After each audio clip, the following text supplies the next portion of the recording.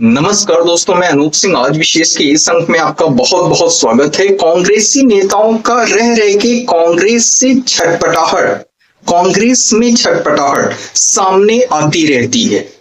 और सच कहा जाए तो ये छटपटाहट कांग्रेस से नहीं होती है, कांग्रेस पार्टी से नहीं होती है, बल्कि कांग्रेस पार्टी का पर्याय जो गांधी परिवार को मान लिया गया, नेहरू परिवार को मान लिया गया, सर्वे सर्वा सब कुछ, वहां से छटपटाहट ये जन्म लेती है। जो ताजा मामला है, जो दिवंगत पूर्व राष्ट्रपति प्रणब मुखर्जी, उनकी पुत्री शर्मिष्ठा मुखर्जी ने एक इंटरव्यू में कहा कि आरएसएस जो है वो राष्ट्रवादी है, वो राष्ट्र प्रेमी है और उसमें सहिष्णुता कांग्रेस से कहीं बहुत ज्यादा है।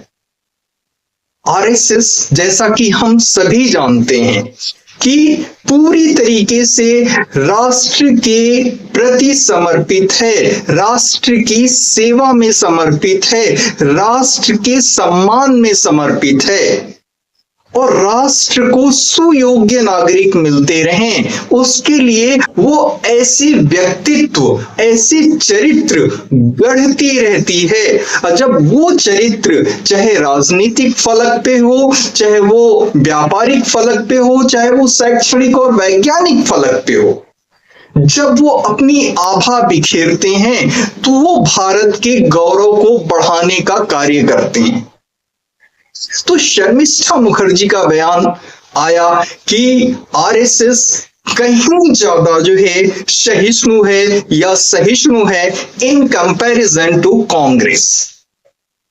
भाई, नागपुर का अधिवेशन था, नागपुर का कार्यक्रम था और वहां पर प्रणब मुखर्जी को आरएसएस जो है इनवाइट करती है और बुलाती है कि आप अपने मन की बात कहें, यदि आप हमें कुछ सुझाव देना चाहते हैं, आप इतने वरिष्ठ हैं, आपका अनुभव इतना व्यापक है, तो आप हमारे पक्ष में कहें या विपक्ष में कहें, आप हमारी आलोचना करें या स्तुति करें, लेकिन आप बताएं, हमें भी यह अंतर्दृष्टि मिलेगी कि हमें कहां सुधार और कार्य करने की आवश्यकता है।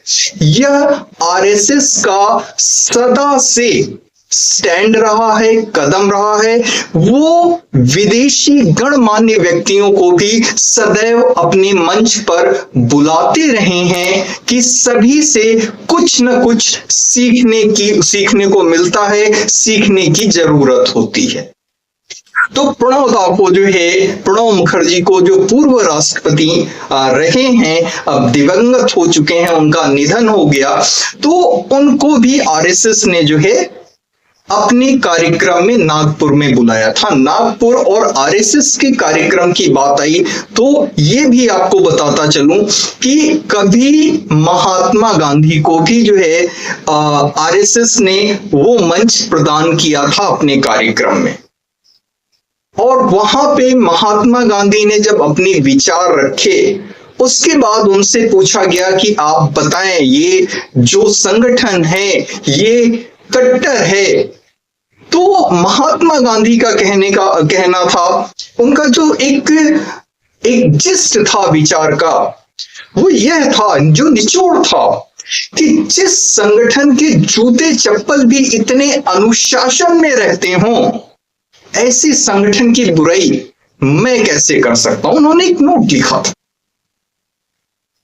तो ऐसा संगठन जो पूर्णतया राष्ट्र के प्रति समर्पित है, राष्ट्र के हित के प्रति समर्पित है, राष्ट्र विकसित बने, शक्तिशाली बने, चरित्रवान बने, उद्यमी बने, इसके लिए समर्पित है, ऐसे संगठन को सदैव से उसकी छवि को धूमिल करके रखने का कार्य जो है आजादी के बाद से, स्वतंत्रता के पश्चात से जो है कांग्रेस पार्टी ने सदैव किया।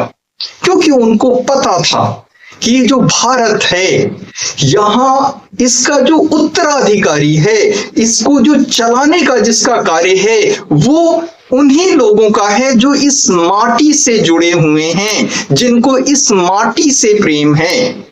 भाई आरएसएस में जो है बच्चों को सिखाया जाता है चंदन है इस देश की माटी, तपो भूमि हर ग्राम है, देवी है देवी हर बाला देवी की प्रतिमा, बच्चा बच्चा राम है। जहां पे ऐसे चरित्र गढ़े जाते हों, ऐसे संगठन को धूमिल करके और उसकी छवि को पूरी तरह से बिगाड़ के रखा गया। इस पे चर्चा करेंगे तो बहुत देर हो जाएगी। तो हम शर्मिष्ठा मुखर्जी पे आते हैं। उस समय जब प्रणब मुखर्जी को जो है कार्यक्रम में नागपुर में आरएसएस ने बुलाया तो शर्मिष्ठा मुखर्जी को ये पसंद नहीं आया था और वो अपने पिता की आलोचना करने से ही नहीं चूकी थी। लेकिन अभी जब उन्होंने इंटरव्यू दिया है तो उसमें उन्होंने ये कहा कि कांग्रेस से कहीं बेहतर सच्चाई सामने आ जाती है।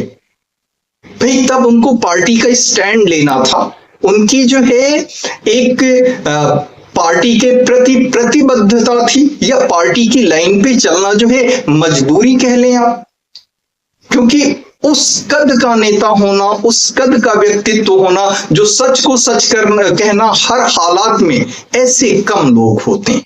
खैर शर्मिष्ठा मुखर्जी पे आते हैं तो उनका ये कहना अब जो है राजनीतिक हलकों में जो है और कांग्रेस में और बाकी सभी में इस विषय पे बहुत विस्तृत चर्चा हो रही है, आलोचना हो रही है और जो है टिप्पणियां कसी जा रही हैं। लेकिन अगर जो आरएसएस की बात करें तो जैसे मैंने बताया प्रणब दा को बुलाया गया, कभी महात्मा गांधी को भी बुलाया गया था, यहां तक कि वो कम्युनिस्टों को भी बुलाने से नहीं चूकते। उनका ये कहने का मतलब होता है कि भाई अगर जो हम अपनी किसी शख्स को बुलाते हैं जो हमारी आलोचना करता है तो हम बुला के तो देखें कि उसकी आलोचना में यथार्थ कितना है, जिससे हम कुछ सीख सकें। ऐसा व्यक्ति आए, हमारे मध्य से ही आए और सिर्फ हमारी बड़ाई करके चला जाए तो हमें अपनी कमियों में झांकने के लिए कैसे जो है स्थान मिलेगा। तो वो सभी को ऐसे बुलाते रहते हैं। बाकी अगर जो हम बात करें तो जब इंदिरा गांधी की बात ले लेते हैं तो इंदिरा गांधी ने भी कहा था राष्ट्रीय स्वयं सेवक संघ जो है एक देश प्रेमी संगठन है। एक बार क्या हुआ कि यूएनओ में, यूनाइटेड नेशंस ऑर्गेनाइजेशन में भारत का पक्ष रखा जाना था। कांग्रेस की सरकार थी, इंदिरा गांधी जो है प्रधानमंत्री थी, लेकिन वो भारत का प्रतिनिधित्व करने के लिए अटल बिहारी वाजपेयी को चुनती। जाहिर सी बात है कांग्रेस के लोगों को ये चीज पसंद नहीं आती है। वो इंदिरा गांधी को मनाने की कोशिश करते हैं, समझाने की कोशिश करते हैं, लेकिन इंदिरा गांधी ये जानती थी कि भारत की बात कोई सबसे बेहतर तरीके से कर सकता है तो अटल बिहारी वाजपेयी है। अटल बिहारी वाजपेयी को जाना था। भाई अटल बिहारी वाजपेयी से पूछा गया कि आप यूनाइटेड नेशंस में तो कांग्रेस की धज्जियां उड़ा देंगे, सत्ता पक्ष की धज्जियां उड़ा देंगे। उन्होंने कहा यूनाइटेड नेशंस में मैं देश का पक्ष रखने जा रहा हूं। हमारे राजनैतिक मतभेद जो भी हो वो हमारे घर के अंदर हैं, बाहर हम सामूहिक रूप से भारत हैं। तो इस तरीके की परिपक्वता जो है पहले के नेताओं में थी। इंदिरा गांधी चाहे जितनी धुर विरोधी रही हो जो है भाजपा की, या भाजपा चाहे जितना जो है वो धुर विरोधी रही हो कांग्रेस की, लेकिन दोनों को एक दूसरे की योग्यता का भान था, का अनुमान था, का पता था कि कौन कहां पे सही है। नेहरू जी की बात कर लेते हैं। एक बार जो है राष्ट्रीय स्वयंसेवक संघ को जो है स्वतंत्रता दिवस की जो परेड होती है, गणतंत्र दिवस की, उसमें उनकी झांकी को भी जो है अनुमति मिली थी।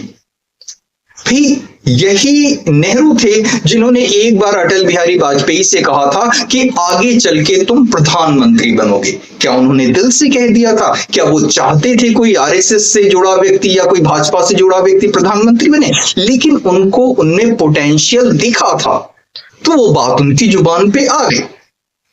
तो ये भाई और भी अगर जो नेहरू के उदाहरण ले लें तो पहली जो उनकी कैबिनेट बनी थी, जो लोकसभा के चुनाव हुए थे उससे पूर्व ही 1947 में देश की आजादी के तुरंत बाद जब चुनाव नहीं हुए थे, अंतरिम सरकार का गठन हुआ था, तो उन्होंने श्यामा प्रसाद मुखर्जी को लिया था जो हिंदू सभा से थे। अंबेडकर को लिया था, डॉक्टर भीमराव अंबेडकर को, जो दूसरी पार्टी से थे। कांग्रेस से ये लोग नहीं थे, ना श्यामा प्रसाद मुखर्जी थे, ना ही भीमराव अंबेडकर थे। लेकिन पूरे भारत को प्रतिनिधित्व मिले ऐसा दर्शाने के लिए श्यामा प्रसाद मुखर्जी को भी कैबिनेट में रखा गया और डॉक्टर जो है अंबेडकर को भी रखा गया। ये दूसरी बात है कि उनको कार्य करने नहीं दिया गया, उनको उचित सम्मान नहीं मिला और साल भर के अंदर अंदर जो है दोनों नेता जो है कैबिनेट से इस्तीफा दे देते हैं, बाहर आ जाते हैं। तो ये है, तो अभी एक नई चीज आ गई है कि जो मनमोहन सिंह की निधन के बाद उनके जो है एक समाधि स्थल की बात जो कांग्रेस कर रही थी, तो उन्होंने ही नियम बनाया था कि अब किसी और प्रधानमंत्री का जो है समाधि स्थल नहीं बनेगा। जहां पे दिल्ली में समाधि स्थल बनता है राजघाट के पास में, वहां भूमि नहीं बची है। लेकिन अपना ही बनाया हुआ नियम तोड़ करके ये सरकार पे कांग्रेस पार्टी दबाव डालने लगी कि मनमोहन सिंह का जो है समाधि स्थल बनना चाहिए, ये स्मारक बनना चाहिए। भाजपा ने मान लिया कि ठीक है, हम जगह देखेंगे और जिस तरीके का भी जो है जो नियम फॉलो होते हैं, जो फॉर्मेलिटीज जो है फुलफिल करनी होती हैं, उनको फुलफिल करते हुए हम जो है मनमोहन सिंह के समाधि की जगह, उनके जो है स्मारक की जगह देंगे। लेकिन साथ ही जो है भाजपा की ये आदत रही है, वो पार्टी से हटकर भी जो भी राष्ट्र के निर्माण में, जिसका भी राष्ट्र के लिए योगदान रहा है, उसको वह स्थान देती ही देती है, उसको वह सम्मान देती ही देती है। मोदी ने प्रणब मुखर्जी का बहुत सम्मान किया, उनके जीते जी किया और उनके दिवंगत होने के बाद भी। तो सरकार की तरफ से प्रस्ताव गया जो है शर्मिष्ठा मुखर्जी की तरफ से, ऐसा नियम है, तो उनकी जो बेटी हैं कि आप इसकी अनुमति दें और अब प्रणब मुखर्जी का भी स्मारक बनेगा राजघाट के पास में। तो भाजपा जो है, जो भारत के लाल होते हैं, जो भारत के जो है जिनके विकास में भारत जिनका योगदान होता है, उनको सम्मान सदैव मिलता है, चाहे वो भारत रत्न से जो है सम्मानित करना हो, चाहे उनके नाम पे दूसरी विभिन्न जो है कार्यक्रम, योजनाएं और चीजें करनी हो। तो देखते हैं अब जो है कांग्रेस पार्टी का ये मसला जो है शर्मिष्ठा मुखर्जी का दिया गया बयान जो है वो कितना हलचल कांग्रेस में मचाता है। इसी के साथ आज की बात यहीं समाप्त करते हैं, मिलते हैं फिर अगले अंक में। तब तक के लिए कृपया चैनल को लाइक करें, शेयर करें और सब्सक्राइब अवश्य करें और अपनी राय, अपने कमेंट अवश्य दें कि प्रणब मुखर्जी का स्मारक राजघाट के पास बनना चाहिए या नहीं बनना चाहिए, ये भाजपा का सही कदम है कि नहीं।